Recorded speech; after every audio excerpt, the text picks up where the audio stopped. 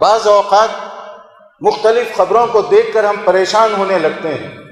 کبھی خبریں آتی ہیں کہ شاید قرآن و سنت کی دعوت کے جو حاملین ہیں وہ انتہا پسندی، ایکسٹریمزم، ریڈیکلزم، تشدد پسند یہ اس طرف بہ رہے ہیں۔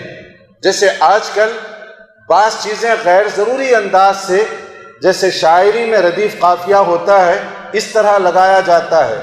سلفی انتہا پسند، سلفی دہشت گرد، سلفی ریڈیکلزم، سلفی ٹیررزم وغیرہ وغیرہ۔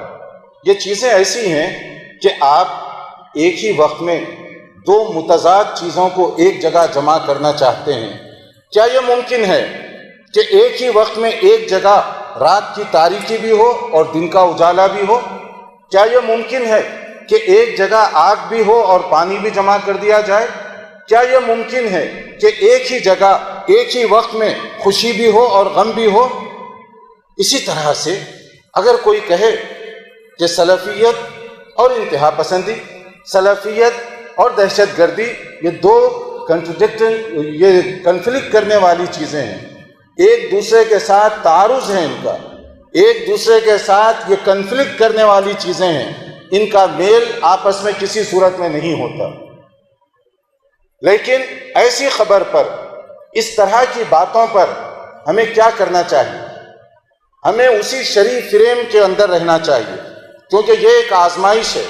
اگر آپ کی نظر وسیع ہو تو بظاہر پائی جانے والی تکلیف دہ خبروں کے پیچھے ہمارے لیے بشارت ہے، لیکن مومنانہ فراست اپنے اندر پیدا کریں تاکہ یہ غموں کی جو دھوپ ہے اس کے پیچھے جو راحت کی چھاؤں ہے اس کو بھی ہم دیکھ سکیں، محسوس کر سکیں۔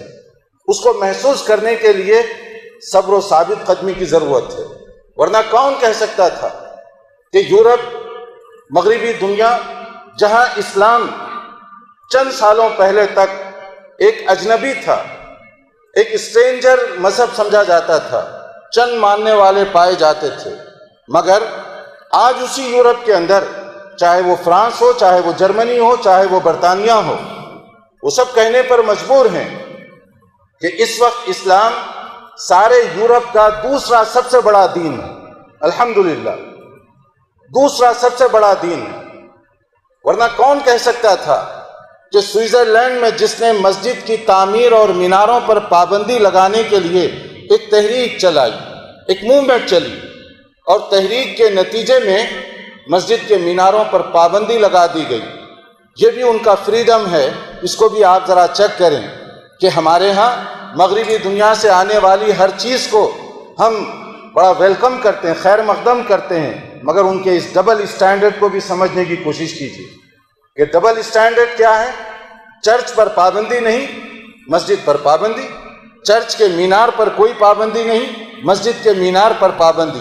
مسجد کے مینار کی کیا حیثیت ہے ایک دوسرا موضوع ہے، مگر میں پوائنٹ یہ آپ کو دینا چاہتا ہوں کہ جنہوں نے یہ تحریک چلائی، نتیجے میں تحریک کامیاب ہو گئی، مسجد کے میناروں پر پابندی لگ گئی، اور اس کے بعد اللہ کا کرنا کہ تحریک چلانے والے کو خود احساس ہوا کہ جس دین کی مخالفت میں میں نے تحریک چلائی، آخر وہ دین ہے کیا، میں بھی تو پڑھوں، اور پڑھنے کے بعد وہ خود اسی مسجد کا نمازی بن گیا۔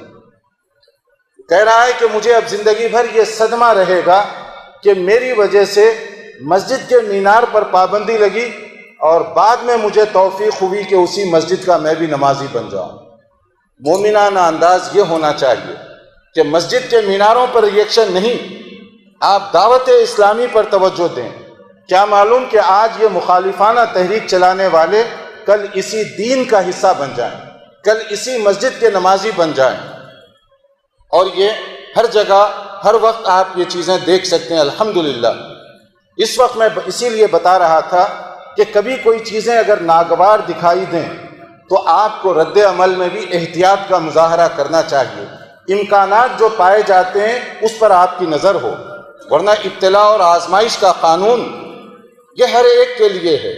انبیاء کرام علیہم السلام جو اس بشری دنیا کا مقدس ترین طبقہ ہے، انبیاء یہ سلیکٹڈ ہیں اللہ کی طرف سے، انتخاب الہی ہے، انبیاء کرام کی بعثت، مگر آپ دیکھیں کہ انبیاء کرام کو کن امتحانات سے گزرنا پڑا۔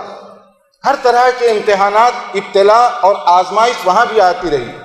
آج اگر کسی پر کوئی امتحان آیا ہے تو لوگ کہتے ہیں کہ شاید تمہارے بدعمالی کی وجہ سے یہ آیا، شاید یہ تمہاری غلطیوں کی وجہ سے آیا، اللہ کا عذاب آیا تم پر۔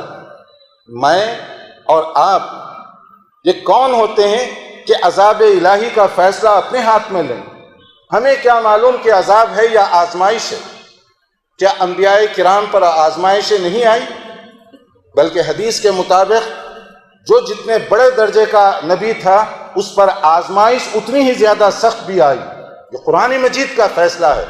احسب الناس ان یقولوا آمنا وهم لا یفتنون، کیا لوگوں نے یہ سمجھ رکھا ہے کہ ایمان لانے کی بات کرنے کے بعد وہ آزمائے نہیں جائیں گے؟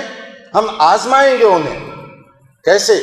وَلَنَبْلُوَنَّكُمْ بِشَيْءٍ مِّنَ الْخَوْفِ وَالْجُوعِ وَنَقْصٍ مِّنَ الْأَمْوَالِ وَالْأَنفُسِ وَالثَّمَرَاتِ وَبَشِّرِ الصَّابِرِينَ، ہم تمہیں آزمائیں گے۔